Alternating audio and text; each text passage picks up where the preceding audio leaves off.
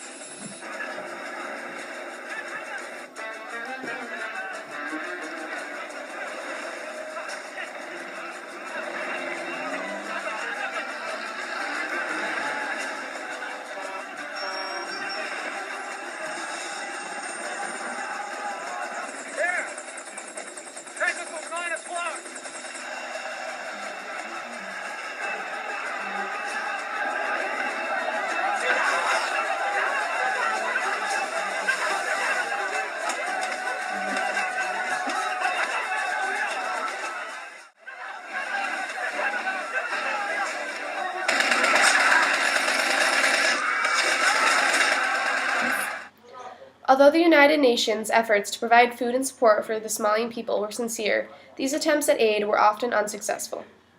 As seen by the footage provided by the U.S. military, and food and supplies were dropped off and taken by supporters of Adid.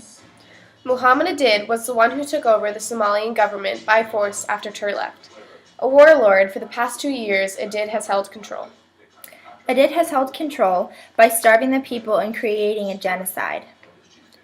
The U.S. wanted to intervene sooner and send in more help, but the United Nations was against that idea. However, against the United Nations' permission and with the approval of President Clinton, a mission was formed. The purpose of this mission was to capture 2 of the Adid's lieutenants in an attempt to cut off the supporters and help find where Adid was located. An elite group of military soldiers, known as Rangers and Deltas, were sent in to complete the mission that occurred on October 3rd, 1993.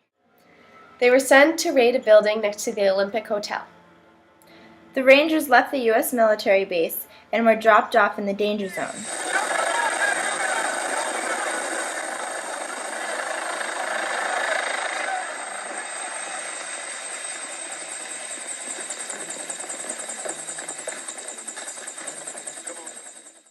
Rangers were secured in the area and came out with the house with 20 prisoners.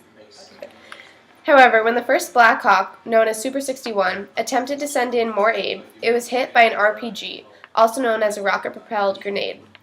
It crashed a few blocks from the hotel.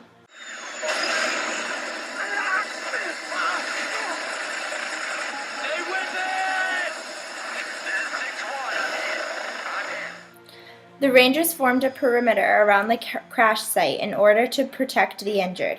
After being under heavy fire for most of the day and night, a second helicopter was sent in an attempt to bring them out. This was just another Black Hawk helicopter that was known as Super 69. This helicopter, however, was also shot down by an RPG shot off by civilians. This crash site was about a half-mile away from the first.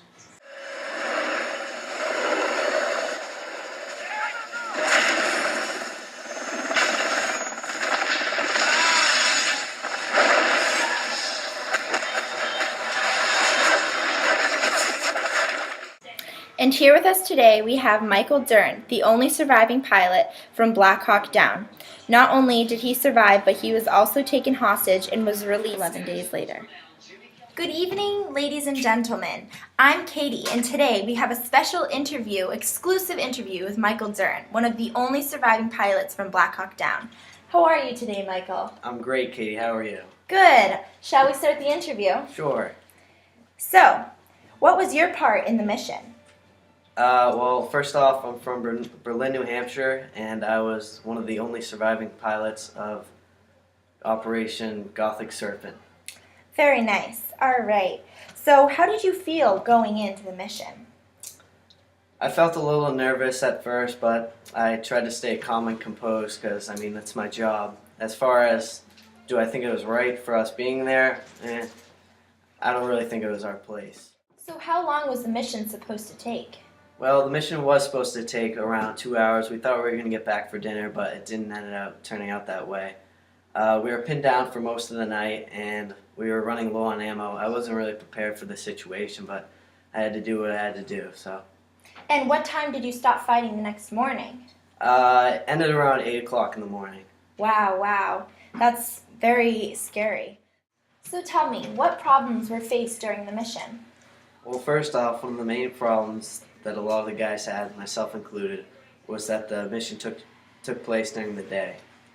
Another problem was that a lot of Somalian civilians actually took part in the combat, which was very difficult to handle. Wow. So were kids and women fighting as well? They were, yeah. It was very scary. How prepared were you before this all started to happen? Well, I was a very experienced pilot, and I had never been in a down helicopter before, so it was a little nerve-wracking. I bet. I imagine it would have been very terrifying to be kept hostage. What happened while they had you? Well, when I was held hostage, I was very injured, but they would not let me die. I was questioned by a DIDS lieutenants who were asking for some ransom money. I told them that I did not have as much power as they thought.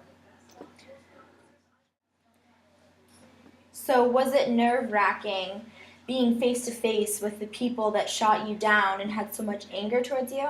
I was very scared, but it was very interesting hearing their opinion on the whole ordeal. They told me that even if we did get rid of the DID, it still would not stop the problems in the country. All right, that wraps up our exclusive interview with Michael Duran. Thanks for coming, Michael. It's been great. Any last words before we wrap it up tonight? Nope, I was just doing my job, serving my country. Well, thank you. Back to you, Pam and Maddie. I know I can't take one more step towards you, 'cause all that's waiting is regret. And don't you know I'm not your ghost anymore? You lost the love I loved the most. I learned to live half alive, and now you.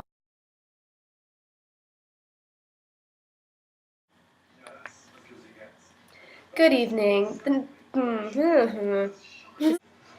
Interview. Taken hostage and was released 7 days later. 11.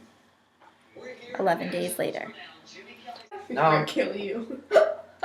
It's recording! Keep going. Just sit there and eat your cookie, okay? Alright, restart. We're redoing Just keep going. It was fine. No, F off. Should I take my glasses off like that? Okay.